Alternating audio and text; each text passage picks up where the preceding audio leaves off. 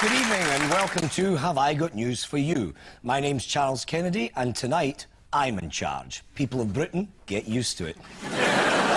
In the news this week, during a royal visit to a warship, the captain regrets letting Prince Philip have a go in the machine gun.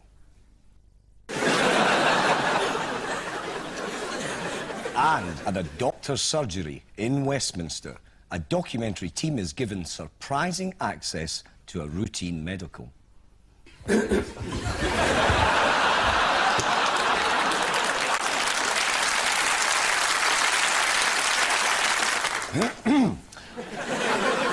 On Ian's team is television scientist Robert Winstone.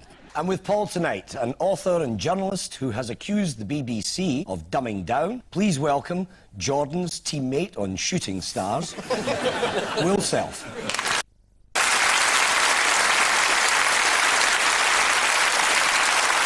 And we start with round one. Paul and Will, what's all this about? This is the speech this week, wasn't it? Cherie Blair. That's Peter Foster. That's the Blairs on disguise going on holiday. Yes. What's the Australian connection?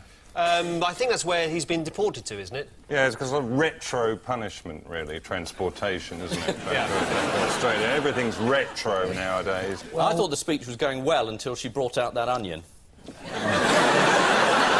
Well, let's sort of lost it for me. Let's just remind ourselves of that famous speech. And particularly my son, in his first term at university, living away from home. You'd have to have a heart of stone not to laugh. Oh, absolutely. It's a tough place for a young lad, Bristol. And nowhere to live except 2 flats. Yeah.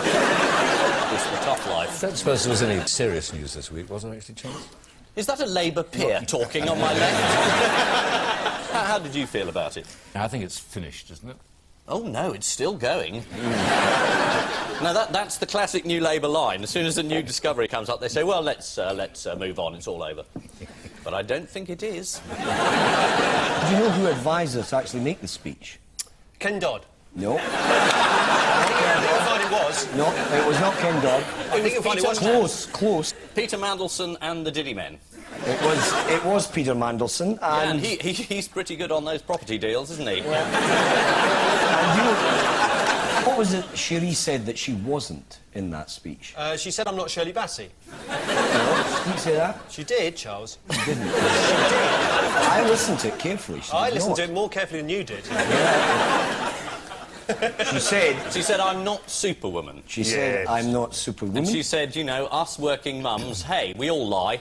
I didn't say that. That was the subtext. Here's a good memory one for you. Yep. Back in July 1998... Brotherhood of Man.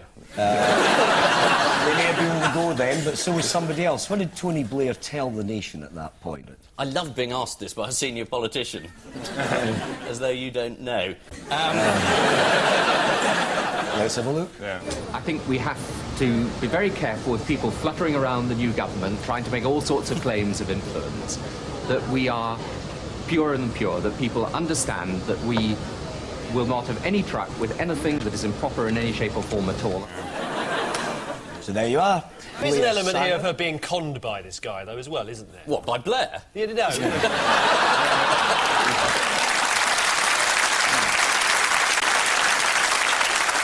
We've all been conned by him. Of course, the Cherie Blair saga. The row all centres on Downing Street and a 7-storey block of flats. The first story was that Cherie had never met Peter Foster. Of course, Cherie's lifestyle guru, Carol Kaplan, has an equally gifted mother. According to the Mail, Sylvia Kaplan is a spiritualist who can open channels with the dead. Apparently, she's in regular contact with the Conservative Party. How do you think this is going to go down with your colleagues in Parliament? Not with my ones in the Conservative Party, no. I think this is the end of the Lib Lab Pact.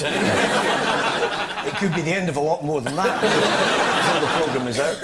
Ian and Robert, your turn. This is the story about Michael Heseltine challenging for the leadership of the Labour Party. challenging for the leader of the official opposition. Because I thought that was Charles. Because, well, I mean, we'll come back to that in a second. How did Ken Clarke respond to Hez's suggestion? He said, of course I'd like to be Prime Minister. I think Ken Clarke would like to be Prime Minister of Burma. I believe he has extensive interests. And he's so keen on becoming leader. Last time there was a contest, he was in Vietnam selling fags. Yeah. He's got a little kiosk, isn't he? Were you there at Question Time this week? I was, yes, I was asking some Did you questions. feel that he made a big impact? Who? Duncan Smith. Don't you ever feel like getting there early and sitting where he's sitting? Always turn up late. You could take him, Charles. Think so? Yeah, absolutely. I think you could, don't you?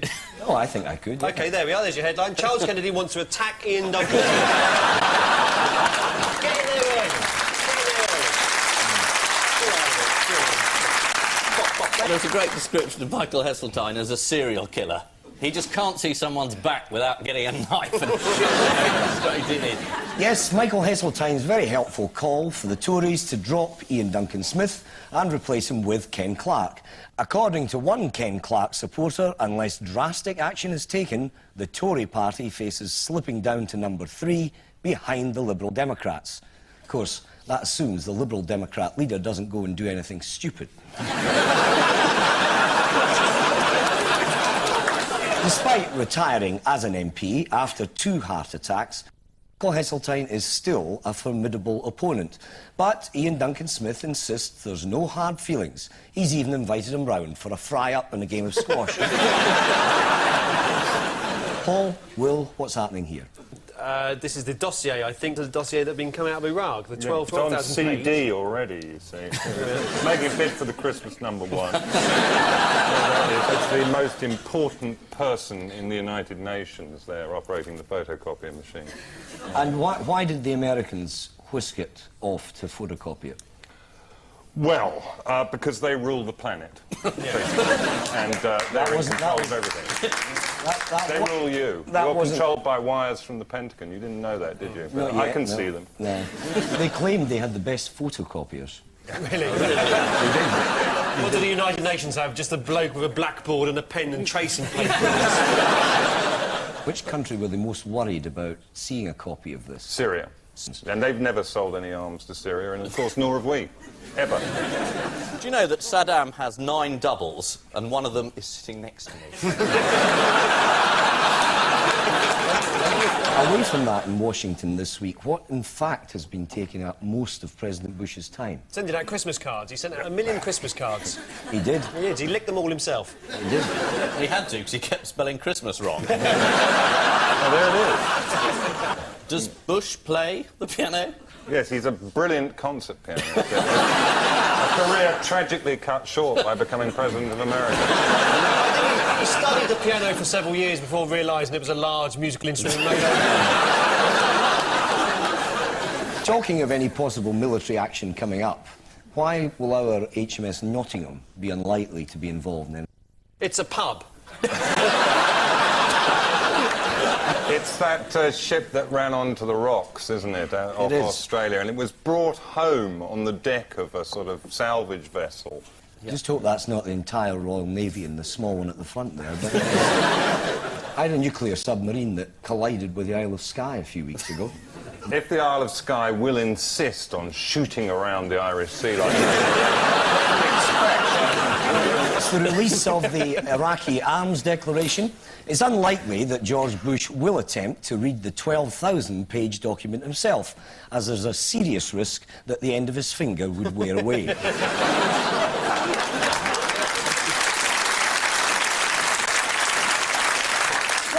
happens if you become Prime Minister and he rings up? It's unlikely that he would ring up. Ian and Robert, can you make sense of this? This is a 200-pound elephant baby that's just been born as a result of insemination. And it was Thomas Hildebrand, a German expert, who inseminated the elephant because... Are you telling us you didn't have a hand in it? No? How big a turkey baster do you have to use for an elephant? You just use the whole turkey, don't The you? story was that this rather like you, Charles, is the elephant was very strong and drinking well. Do you mean it was drunk? Well, it's You mean this German man got the elephant drunk first? And then took advantage of it. I thought Mr. Blunkett had laws against that. He better watch out, because if he doesn't phone or he doesn't write, elephants never forget, so... Have you seen the photos of this baby elephant inside the womb? Yes, and it looks just Yes, like there's a baby elephant. there's a little ultrasound picture, isn't there, which was... There it is. There it is. There it is. Actually, it transpires this photograph was from the Daily Mail. It turns out that this wasn't the elephant in question, which was born in Colchester at the zoo there. This is its brother that was born in Vienna. But there we are. Never think you'd read anything inaccurate in the Daily Mail, would you?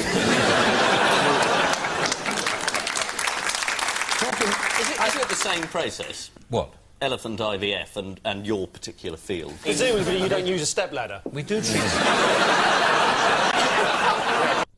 This isn't Tembo's first experience of fatherhood. According to the Daily Mail, Tembo has also mated naturally with a female at Colchester Zoo called Zola. She works in the souvenir kiosk. And at the end of that round, a quick look at the scores shows us that Ian and Robert are on 5, while Paul and Will are on 4. Oh.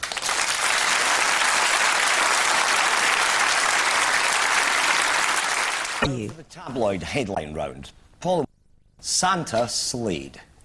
Yeah. This is a story about the priest that made the extraordinary assertion to a bunch of children that Santa Claus doesn't exist. And, of course, he was completely wrong, because Father Christmas does exist. There was a bit of science behind this. You can't measure Father Christmas in scientific terms, because he's beyond the simple imaginations of scientists. But that's the thing scientists never take into account, is Never, that he's never. magic.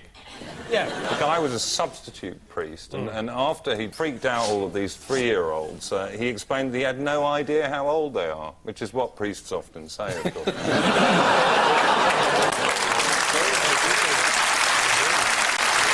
He was one of the things. Oh, Eureka. Ulrika. Yeah.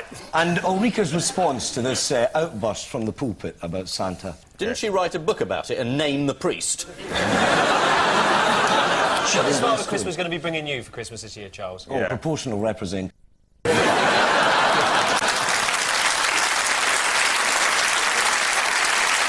Church of England's also been in controversy this week. Have you seen this? Another story? Blessed are the holy tat sellers. Oh, no, I didn't know. It's a website which He looks really offers surprised. tacky religious and Christmas gifts. We can have a look at some of these. There's a bobble-headed nodding Jesus. That's Robin Cook. Yes. Standing on a cow paddock. Then, if it's your wish, you can have a Father, Son and Holy Ghost. In Lego. That is unbelievable. This is 1,000 years of theology and it looks like Casper. If you really feel like splashing out this Christmas, there's a 47-foot inflatable cathedral. Fantastic. It comes with a blow-up altar, That's a church. pulpit and pews. No, How much would that set you back, you think? That's got to be worth 180 quid. Yeah, 180 quid RR. Deep, isn't it? Still, you wouldn't need to grow that Leylandii hedge. The neighbours next door just erect your inflatable cathedral. That'll freak them out. Would you buy one, Charles? No. Why not? Too mean. You're too mean. Too mean. You're too mean to buy an inflatable cathedral. Yes. Well, you're not getting my vote. Ian and Robert, wake me up before you go-go. This is about trains. Subject close Oh, to your yes. heart. They've decided this Christmas, because a lot of people go to Christmas parties and fall asleep on trains and then miss their station. So they're issuing badges that says, wake me up Yes, at, you know, yes. At Bruton. at Bruton or Marden or Ashford. Except on my line, where they're issuing badges saying, wake me up if a train arrives at all.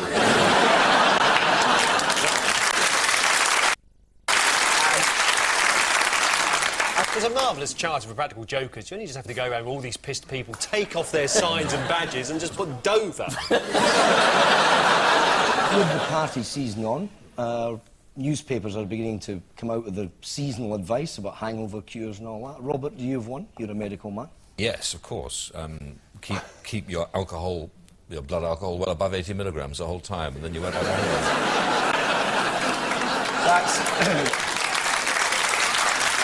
Have you got any advice for dealing with cirrhosis, or... You don't get cirrhosis with good malt whisky, do you, Charles? Certainly not. Certainly Is not. that right? You sound very reformed there, Will. No, I am very reformed. I'm very reformed. And the Daily Mirror, it's been running some unorthodox... And the Daily Mirror's been running some... I can hear that malt whisky at work. If you get pissed on the whiskey, don't go to a zoo, you'll end up being the father of an elephant. Every year, we issue these warnings. Have you seen some of these unorthodox hangover cues? If you are going to Daily have sex Mirror? with an elephant, use an inflatable cathedral as a condom. You know it makes sense. One way is rubbing lemon under your arm. What are we talking about now? What, to make an elephant pregnant? Apparently that's a much favoured Puerto Rico hangover cure. How many Companies- fingers am I holding up? I'm glad you're holding them that way.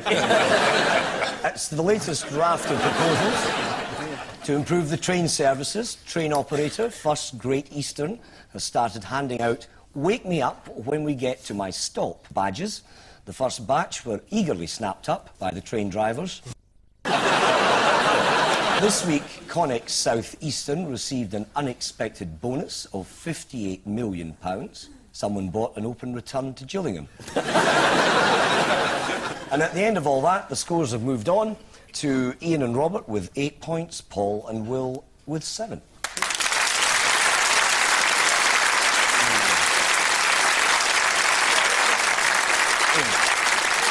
Round 3 is all about picking the odd one out. Paul and Will, your 4 are Sir Ranulph Twisselden Wickham Fiennes, Lord Melvin Bragg, Edwina Curry and Alan Titchmarsh. That's Melvin Bragg, is it? That is a younger Melvin The Bragg. fifth Beatle. I like the way that Alan Titchmarsh is parting those fronds. Yes, and I think you'll find that next to him, those are John Major's hands. I think that Titchmarsh writes these novels, right, as well as being a sort of top garden bloke. Curry writes these sort of parliamentary bonkbusters, in which you featured in a cameo, haven't you, Charles? Not that I was aware. Yes, you have, as a highly sexed, flame-topped Scotsman. There was something of the Elephant House about the way he wandered towards me. Perhaps it was Is that your trunk, or are you just pleased to see them? I must admit, I do recognise that description, Will. Thank you. This is about the Bad David Sex Bowie? Award. Yes, maybe it's There's about an that. award every year given to novelists who write most cringingly about sex. When's you In which nominated case, for have that, they Will? all won it, Except Ranulph Fiennes, he's not on it, because his penis fell off when he went to the Norfolk Pole. Frozen. The Norfolk Pole. The Norfolk Pole. He was wandering around Yarmouth saying, "I declare this land is British." Just outside the co-op. And it was a cold snap in every sense of the word.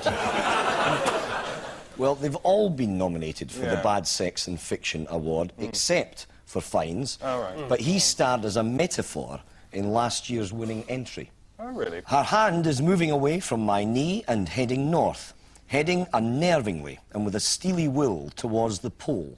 And like Sir Ranulph Fiennes, Pamela will not easily be discouraged. And when she reaches the North Pole, I think, in wonder and terror, she will surely want to pitch her tent. And like- the Norwegians got there And like- first. and-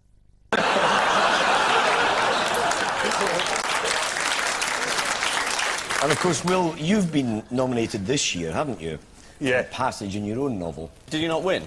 Unfortunately not. I'm gutted. Really gutted. Well, nonetheless, they were like two flamingos, each attempting to filter the nutriment out of the other with sharp slurps of their muscular tongues. Well, you know, flamingo, of course, is a filter feeder. Not a lot of people know that. It's got that. That's why flamingos' tongues were such a great delicacy in ancient Rome. They're a great big fat thing that they use like a suction pump to draw microorganisms through their beak. Now you've explained it. That's terribly good. as a Yeah, description. thank you. But they don't have a penis, flamingos, do they? Oh, dear, the You whole don't thing's need- fallen apart. You don't need one with a tongue like that.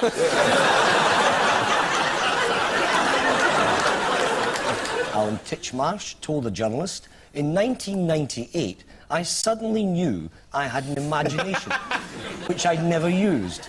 I don't know where my ideas come from. The lead character in my first book was a television gardener. It's a gift, I suppose. According to the Daily Record, Alan Titchmarsh's first 3 novels have all been bestsellers and Shift by the bucket load. Spot the misprint.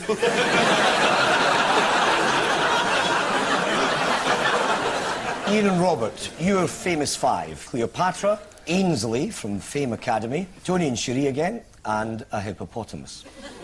Well, they've all bought flats. We've got this salle de bain attitude towards this. We think it's all about the bathroom. Cleopatra, famous for ass's milk lathing. Cherie, famous for having those toxins rubbed off by Carol Kaplan in the shower. With mud. Hippo, loves to wallow in mud. Mud baths. Mud baths, and I don't really know anything We don't know anything about They don't wash at all. But we say They've you one out. They've all enjoyed mud baths, apart from Cleopatra, who, of course, famously enjoyed bathing in milk. She used crocodile dung as a contraceptive as well. Well, no one would go near her once she was smeared with that. Cleopatra, give it a rest, will you? Well, I want to know the source of this Cleopatra story. Well, the crocodile dung. The have you just made that up? No, it's in the papyruses. I mean, it is really. Right, the Daily Papyrus. Where did Tony and Cherie enjoy their mud bath together? Bournemouth. Acapulco. What did they experience? Mud. A primal rebirth. And then Tony made a wish. Do you know what he wished for? A proper opposition. Yeah, proper opposition. Well, he wished for world peace, actually. World peace. Well, why is he sending large numbers of his troops into the Middle East to destabilise it then? Surely he must be schizophrenic. What a frightening thought. You're not schizophrenic, are you? Because you haven't got my vote if you are. I'm in 2 minds about it.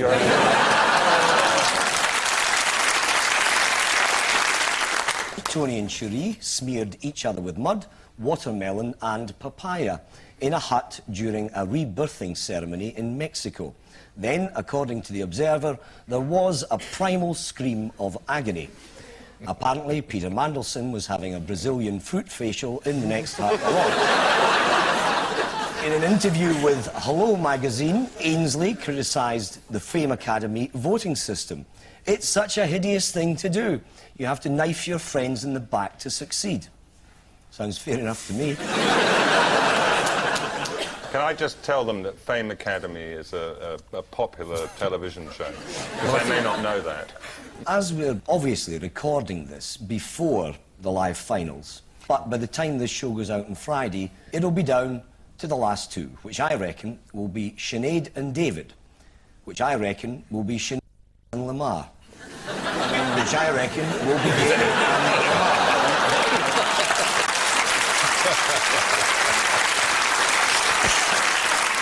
Of course, by the time of the Saturday repeat, we'll know the winner. My money's on Sinead. My money's on David. My money's on Lamar. Is this what's called proportional representation?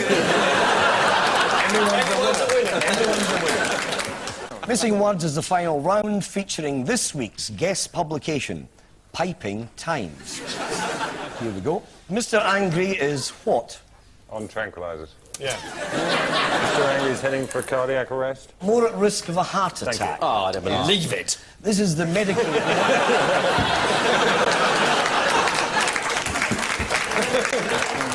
Next, the McCallum drone valve is not suitable for what? Firing a Scud missile. The marching bagpipe. No, it is a bagpipe. It is a Is bagpipe. it? It's got to be. The McCallum drone valve was one of the great innovations, wasn't it, in Playing 1678? Beethoven.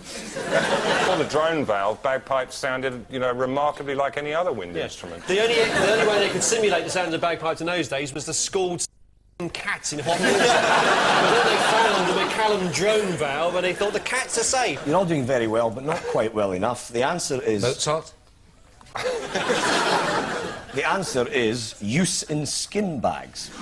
Next, will Blair back what? Into this shower stall while I apply some mud to his nether regions. Says Hippo. Says Hippo, yes. This is back the Olympic bid for London. Absolutely correct, Paul. Olympic bid. Well, if he does, Cherie's for the high jumper. Yeah. Well, perhaps I think, Charles, you should represent Britain at an Olympic level. Have you ever been tempted to... Have you been asked to actually represent this country? I think you should. No, I haven't yet. I've got to say that... I'm just wondering if there's any example of sporting prowess.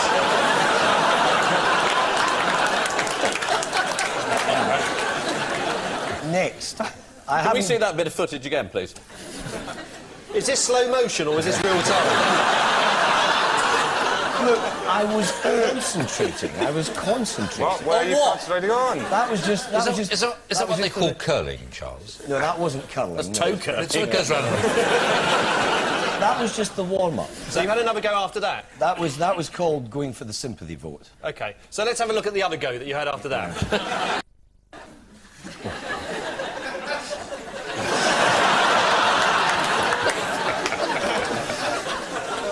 And finally, I haven't got a political message, I just... Appear on Have a Good News View as chairman.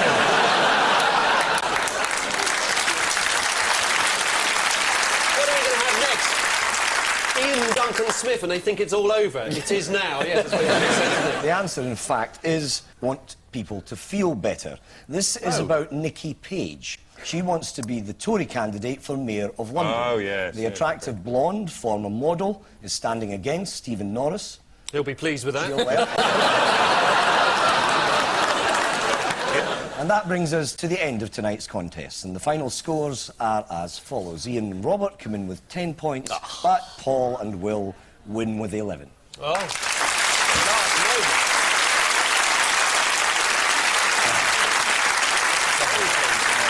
And I leave you with news that there are fresh allegations of thieving at the palace as Prince Charles's wallet goes missing.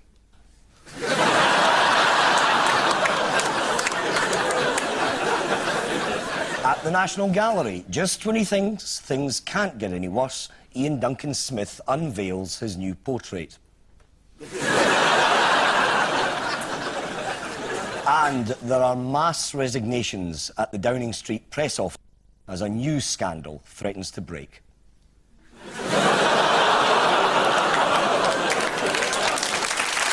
Good night.